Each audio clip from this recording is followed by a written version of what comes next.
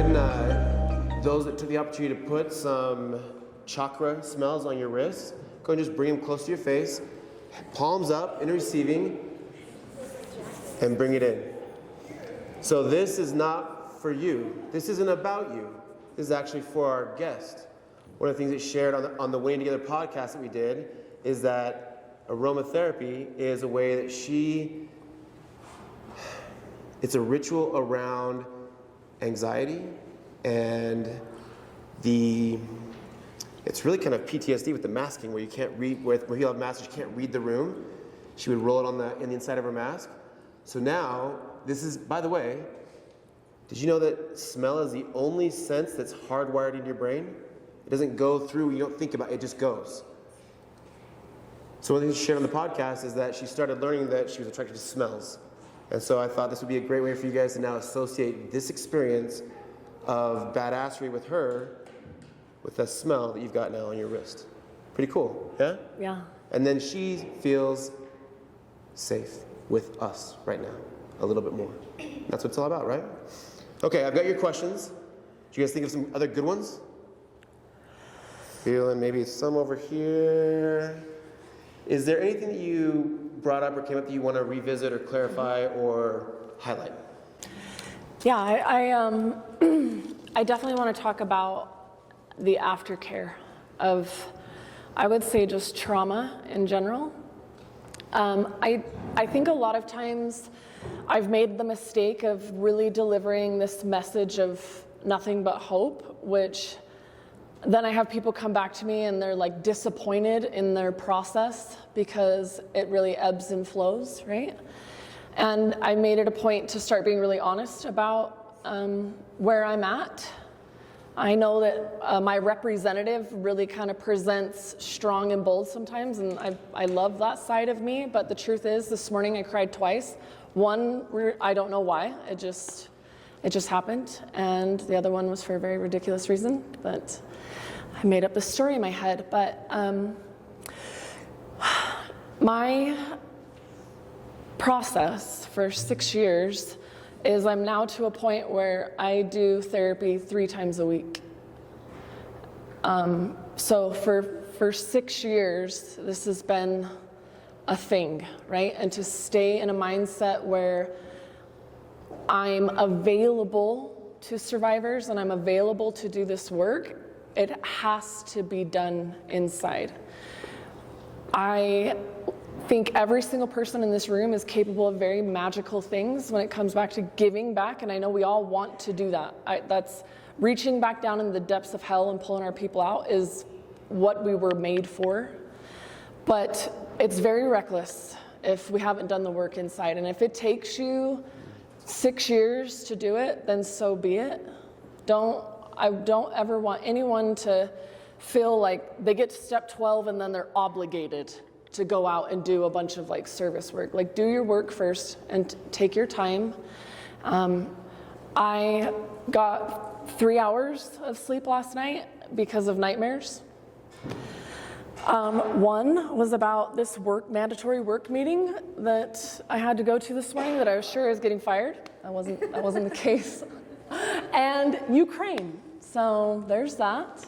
I had a really rough night, and it's been for the rest of today. So showing up as you are and being accepted for as you are is what I love most about the rooms like this. Is my representative doesn't have to come here. Like, I can be real and have these real conversations with you. I can't necessarily do that like in the congressman's office, right? Like, I have to really and I hate that part of my life because it feels phony. I don't get to be myself very often unless I'm in the rooms with you guys. You are my people, like you are my tribe, like you're the ones I fight with. Those are the ones I don't know how I ended up in congressman's schedule, but like this is happening. I don't really want to be there either, if I'm going to be honest. So I love every single one of you for holding that space for me, and I will do that for you. The phrase that I heard you use is, I've done as much work as humanly possible So if you want to know what it takes to be all in on yourself, as much as is your human being is possible of doing, that's what the sacrifice. That's the sacrifice you get to choose, right? Yeah. The title of our podcast, so on Spotify, Winning Together Podcast, all one word, the Super Bowl is so sexy. Tell me why we came up with that title. The Super Bowl, I haven't watched for a very long time. It is the largest human trafficking event in the United States. The United States is the largest consumer of trafficking material and people. And that event marks a weekend of not beautiful things. So I personally cannot watch it, and I choose to do other things with my time. Not because I don't like the sport or I don't think it's cool or the commercials are amazing, but there's just so much that goes on in my mind when that event is happening.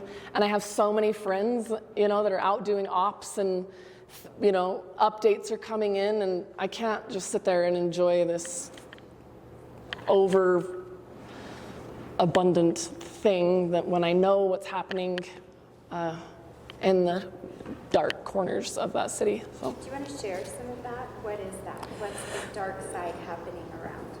So if you repeat the question. The question is, what's happening in those dark corners? So you're getting strippers shipped in, both to the city that's hosting the event and Vegas, any other high partying towns, Miami, things like that. So strippers are getting shipped in, escorts are getting shipped in, child pornography is getting shipped in and sometimes captured. Sales of sex and people and labor, huge influxes during that event. Anytime you mix a bunch of money and people who want to party, you get inhibitions are lower. I would say a lot of people think that they're participating in consensual things. Obviously, when we're talking about adults. And a lot of the times this is not the case. You usually have a Romeo pimp or a gorilla pimp very, very close by. This isn't something that she can just say no and she walks away with all the money. That's not what's happening. I know that most people think that that's what the case is, but anytime you have big events, Mardi Gras would be another one. I'm talking about the Louisiana Mardi Gras. That's another dangerous time, New Year's, events like that. And real quick, I just wanted to tell everybody thanks for the patience in working with this new venue. This is the first time we've ever passed mics back and forth, but it's new. We'll figure it out. It's working out great. If you want to come up, I'll give you the mic and you can ask it. Online and the recording won't. So I'll just repeat the question. So go ahead and tell me. So, okay, you were talking about going to therapy 3 times a week. How many tries did it take you to find a therapist you clicked with that you could delve in deep with on that? So the question is, you're finding a therapist that works for you. How did you find somebody who worked for you?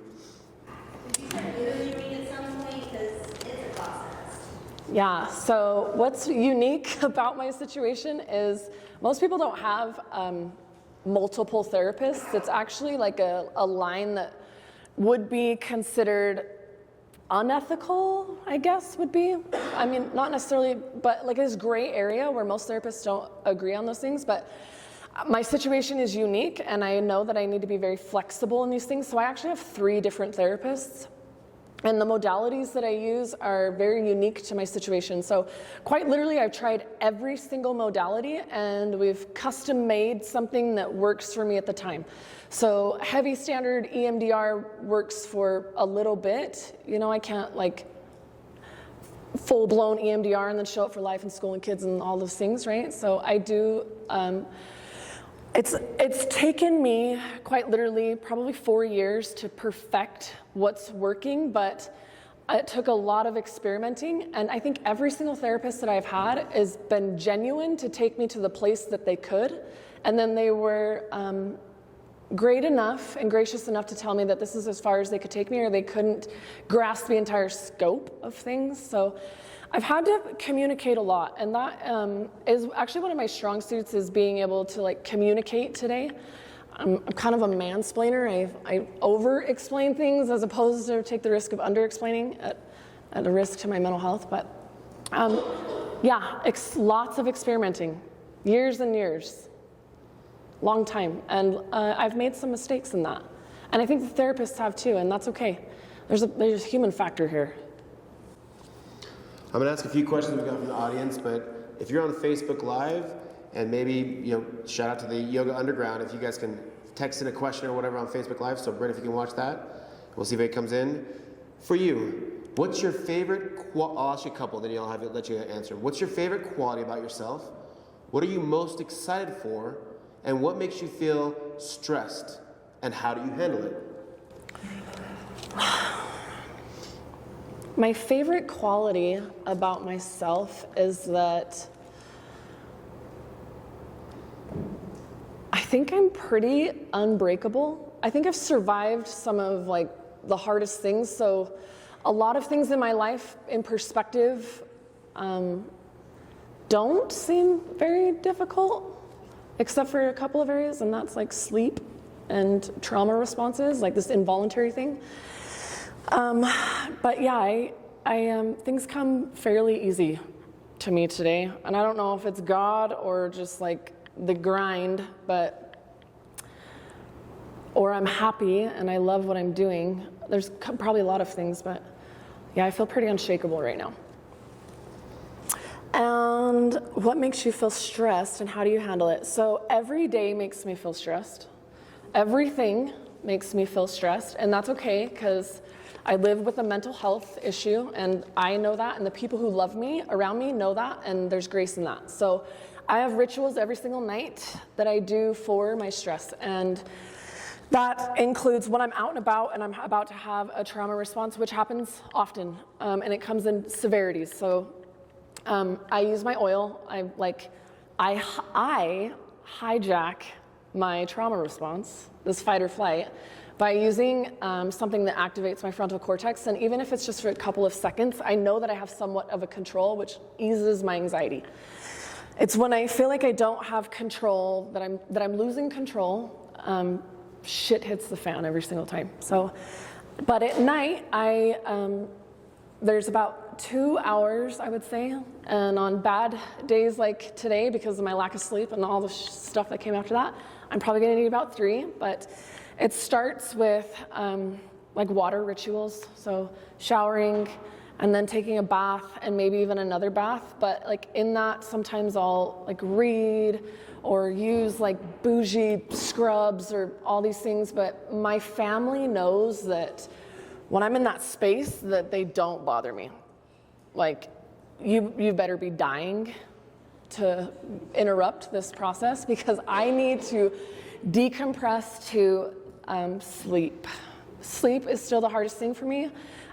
Sleep equated danger and withdrawal symptoms for a very long time, so I struggle with sleep, and it is imperative that I get as much sleep as I possibly can because when I fall asleep, I lose all control of everything, and all my fears come up and all the memories, and he always is that area where he can enter in and he has control again. So reading, water rituals, like internally and like submerging, I have to do these.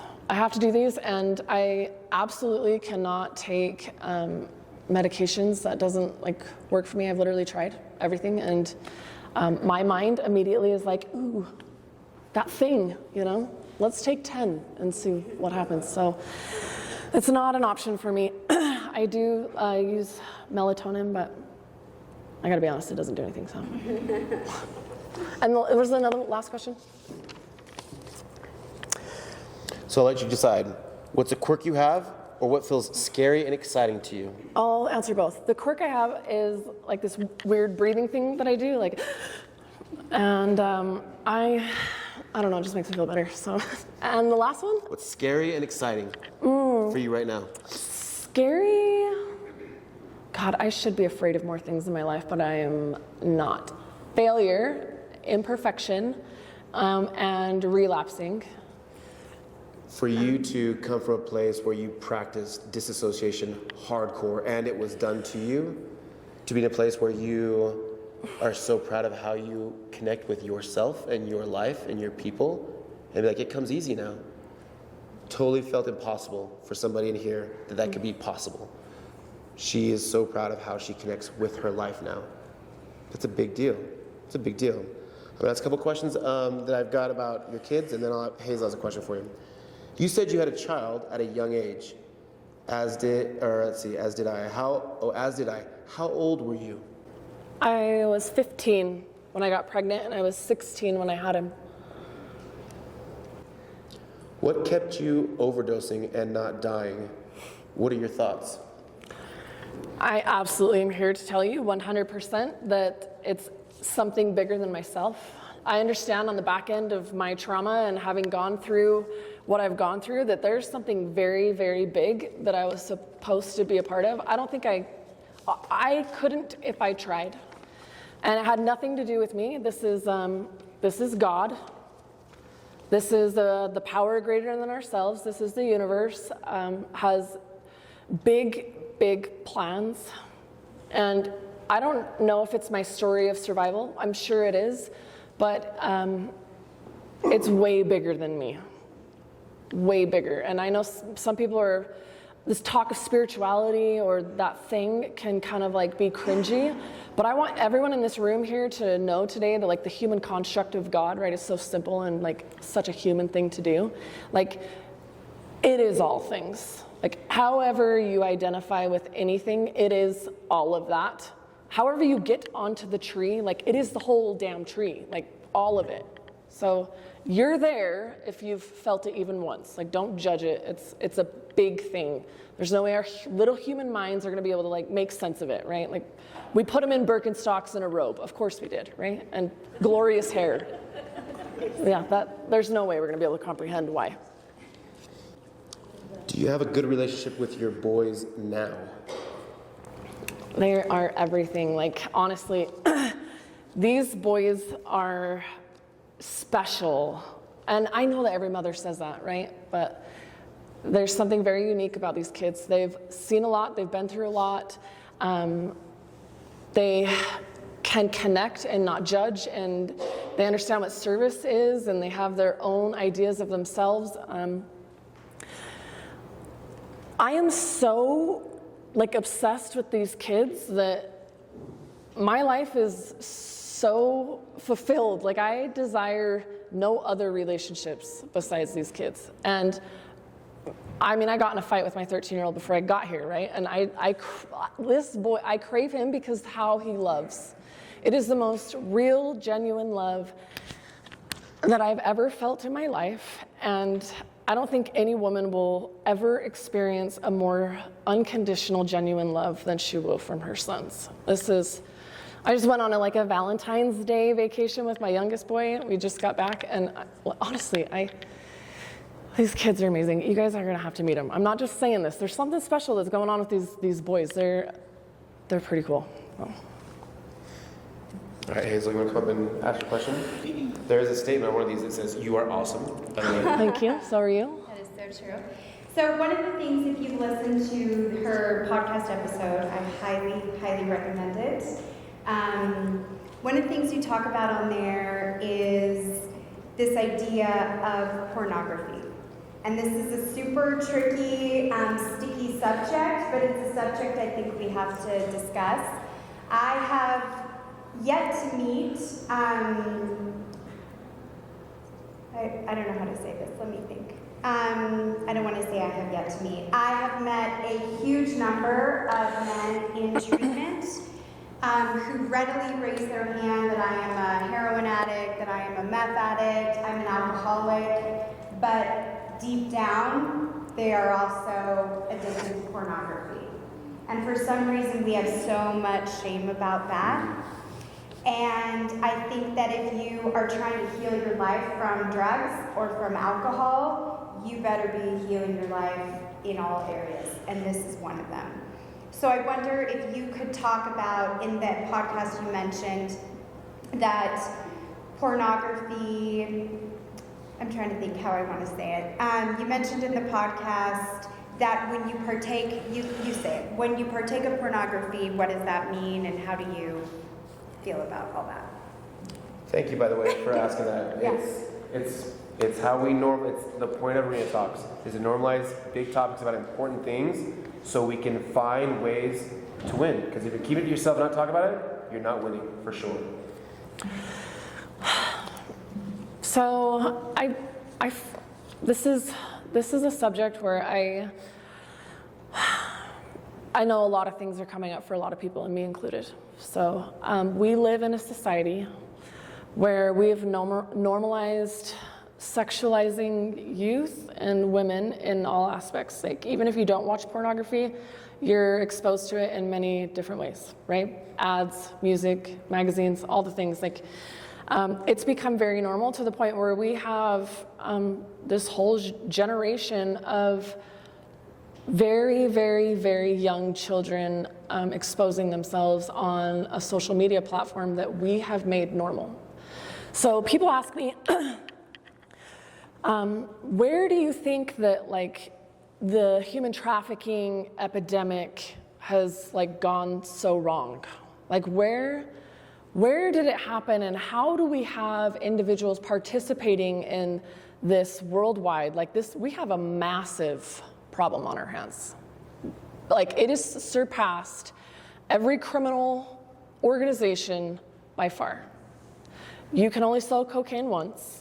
You can sell someone over and over and over again. So the questions, I know that it comes back to sex, obviously. This is a craving of sex. And when we think about pornography and how readily available it is, and we think about it in our own personal experience where we've taken pornography, like everyone in this room, we can sit there and think, where have I taken pornography to? And I think 100% of us can agree that we've taken it to a place that we're unwilling to tell someone about because it brings up shame, or it definitely doesn't line up with our soul. Like, something, there's a huge disconnect, but we'll go back to it, like in secrecy. And it's opened up a dark space. And unfortunately, there's this culture, especially in Utah, about not being able to talk about sex and pornography, right? Like, very, very sexually repressed kids in this state, and it's sad. Now, there are human beings who could be categorized as, like, using pornography responsibly, right? Like, it's appropriate sex. It, like, lines up, with how they engage in sex. Like, it's not this big secret, right? But for the most part, we're not dealing with that visually, right? But what I can tell you is behind the camera is a completely different story. These human beings may look like they're participating in something that's consensual, but majority of the time they're not. And I think that if you guys understood that you're watching, and I don't normally use this word because it triggers a lot of people, and I'm okay with triggering some of you right now, but more times than not, you're watching a rape take place. I think that we start to look at it a little differently, pornography is definitely a huge part of the sex trafficking industry. And unfortunately, if you're participating in pornography at any level, you're likely fueling or even funding this, even though you don't want to be, or it appears like you're not doing that. And if you can't confirm 100% that you're not looking at a consensual act take place or two consenting adults, if you cannot guarantee that, would it change your perception of what you're looking at? There's no way you're going to be able to guarantee that. There's no way. And 90% of what you're looking at is you're looking at a crime take place. So here's the other question, because the other reason we're all here is, not we are all here. Many of you that I've gotten to work with, I also know, and to me too, having a great intimate relationship with a partner or with the people I'm in that type of relationship with is really important. So how do we honor our sexuality and our sensuality without it passing into pornography? Right? Who in here, having that type of physical connection with somebody that's really important to you and that you're in a relationship with is like top priority for you? Top 5. Okay. Yeah. I don't know the answer to that. Like, I don't engage in that level of intimacy. I haven't been able to get there yet.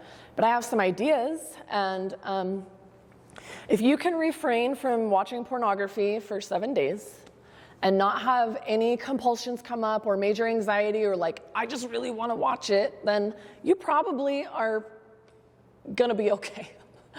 But if you're having a physiological response from not watching pornography, there's definitely something that you'll want to address.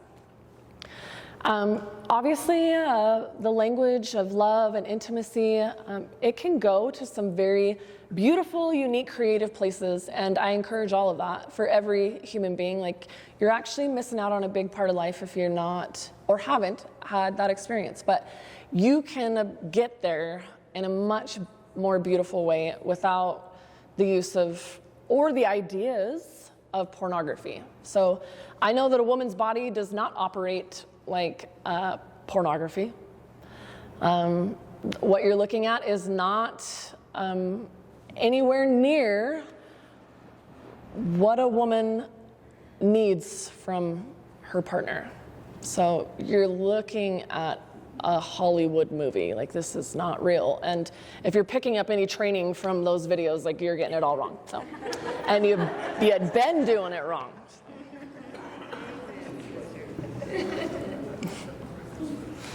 One of the things that came up when we talked on the podcast was a place to start too is begin to honor your body and talk to it and acknowledge the good things, and also practice respecting and honoring the bodies of those around you and other people. Your body is the only machine you operate through ever in this life, and it's yours, and not understanding it or working with it is a lot of the reasons why we use or drink or disassociate or disconnect. Can you speak to how you have, what was your relationship with your body one thing 6 years ago, and is it a different thing now, or has there been a consistent way you've looked at it, or what is your relationship with your body? I think today I trust my body more than my mind. My mind can get me through a lot, but my body tells me the truth. So my mind, I mean, I'm a computer science major, so this is going to be hella nerdy, but I'm just going to say it. My mind is very much like Google, you know, like, here's my question, and my mind comes up with like everything. Like, here's 100 million answers for you. I usually just like grab one that makes the most sense and then like get out of there. You know, like I don't do the page 15 of Google in my mind. My mind is dark, and I know. My body speaks a different language. It is like ancient, and I've been practicing trying to understand what that means. And I mean, I'll give you a good example, just like surface. I'm sitting next to one of my most favorite humans, and I asked her like this question, and she looks at me and she's like, "How do you know?" And I was like, "I don't know. It's just this thing."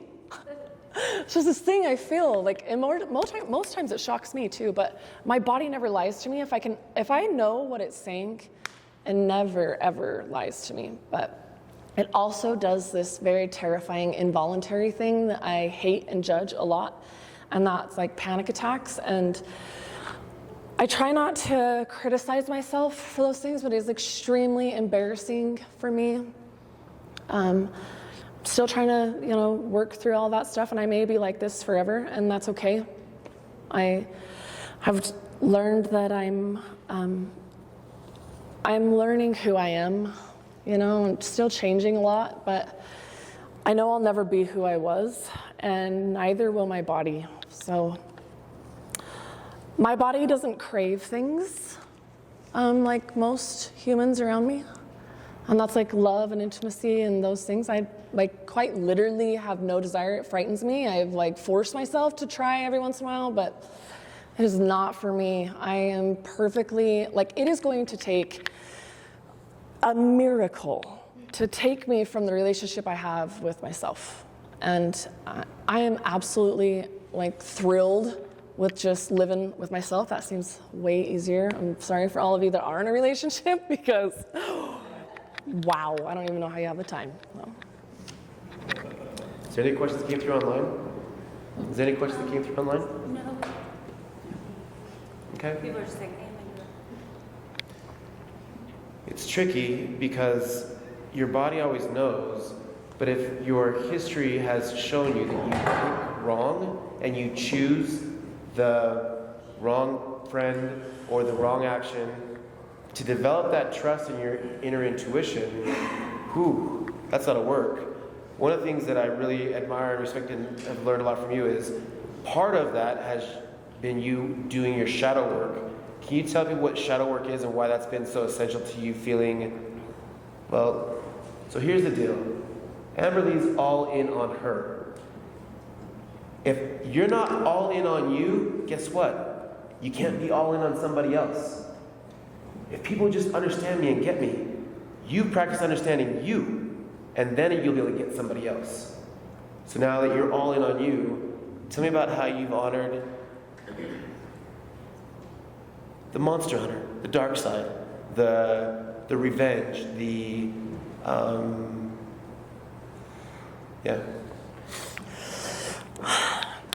I love saying this publicly and on social media today because I'm not afraid. But I had a long time to think about the monsters that I interacted with and remembering them and identifying the real bad ones, right? The ones that aren't human. They've lost their humanness. I don't know, we've probably all met one. So I made a list in my mind. I had a long, long time to think about it. And my revenge is dark. And for the most part, it frightens people. I have this side of me that isn't going anywhere, that is on a mission and needs to be satisfied in the most ethical, legit, end game way. It has to be done right. I'm not talking about hit and runs, right? That's not gonna work. This is going to take some time. And as I'm manifesting the crossing off the names, right, which is happening, I'm happy to say, I have to identify that my dark side, it frightens me sometimes. If I were to let it run loose, it could do some very destructive things. I've learned to work with who I am now and honor what I went through and what I'm supposed to do.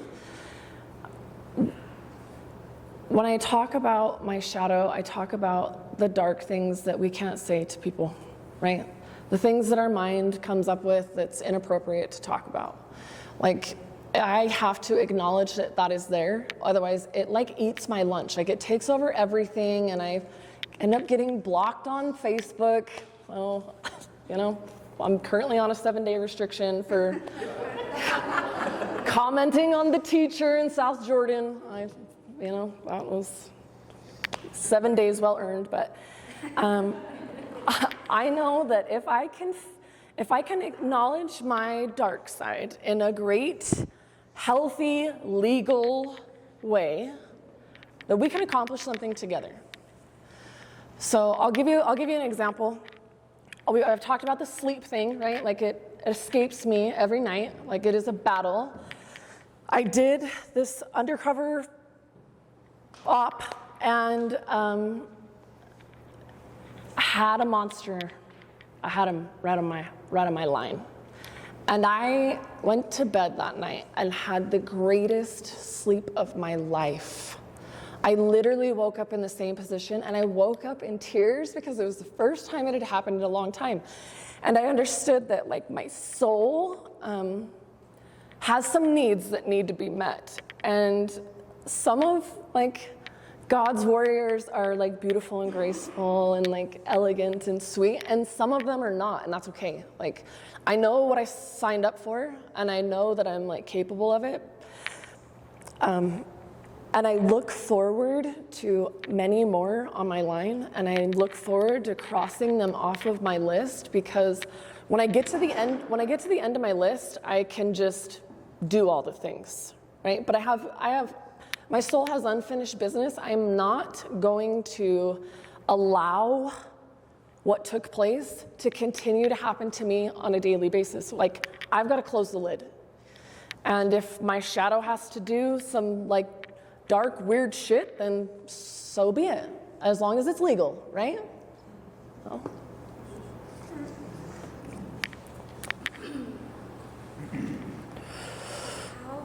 How is it, what is your relationship like with people in general? Do you have a hard time trusting people, getting close to people? So the question is, how is your relationship with people in general now today? Do you get along with people? Do you trust people? I rely solely on like energy. So if I'm feeling you, like I don't care what you say. I don't care how you look. I don't care how you present.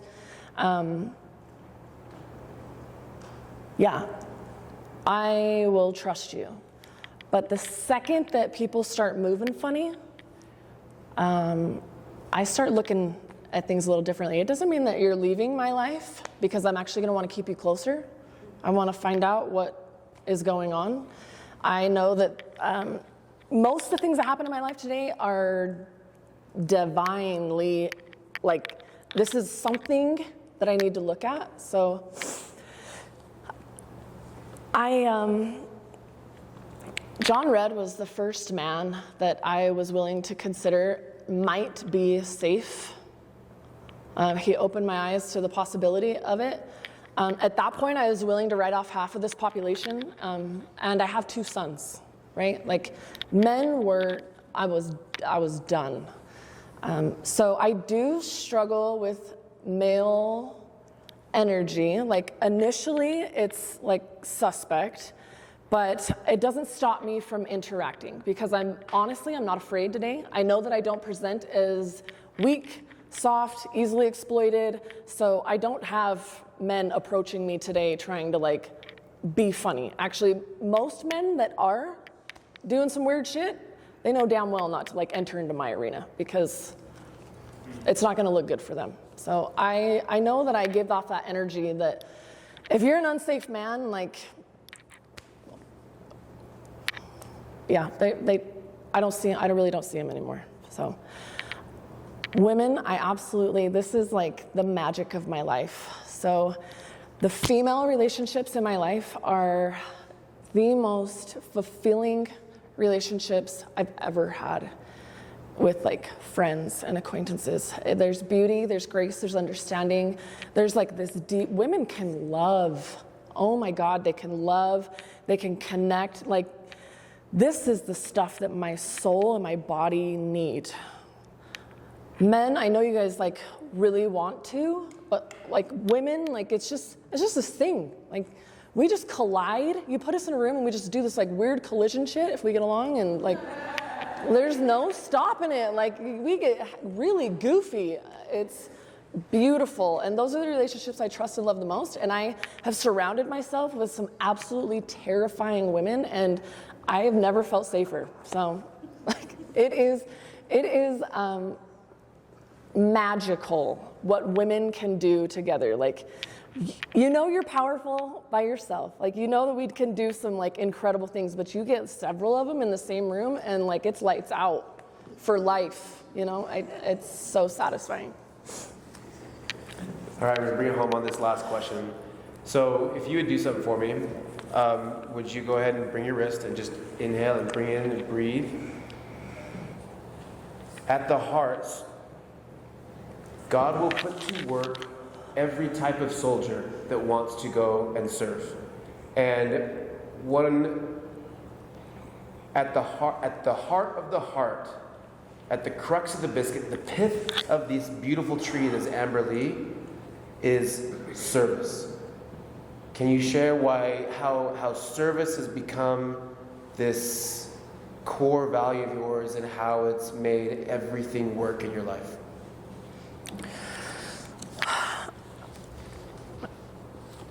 That is a really hard question to answer.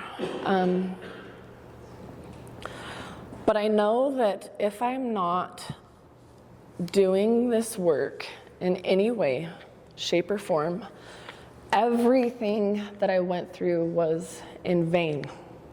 It was completely useless. Like, it just sits there as this like festering tragedy. It is the only outlet that I have to be like, hey, maybe it's because of what I went through that made this other tragedy successful. Could it be? It's possible. But I'm holding on to the maybe, because the other alternative is I just live a life I had trauma, and that's my entire life, right? Like, it's just this shit. Like, there's nothing good that came from it. Today, like, I am very useful to law enforcement. They contact me often, talking about questioning about how things look, how it sounds, where they are, the places, the people, the things, how they should respond. That puts me in a place where I know that it's because of what I went through. And if we're going to address anything of what aftercare looks like for people with trauma and survivors of human trafficking, it just has to be survivor-led. There is no one who can even pretend to understand what victimization multiple times a day, every day, what that's gonna look like. But a survivor does. And they know how people move, and they know where the ads are placed, and they know how the money's transferred, and they know everything. They've got all the information, right? If we can get survivors to a place where they feel safe enough, secure enough, and they've done the work, this is the answer. This is our way out. This is a way of getting on top of things. And I can't go to bed at night without doing something of service. Like, it is where my day starts and where my day ends. And sometimes I get exhausted by that, and that's okay. Big inhale in and big applause for Amber Lee.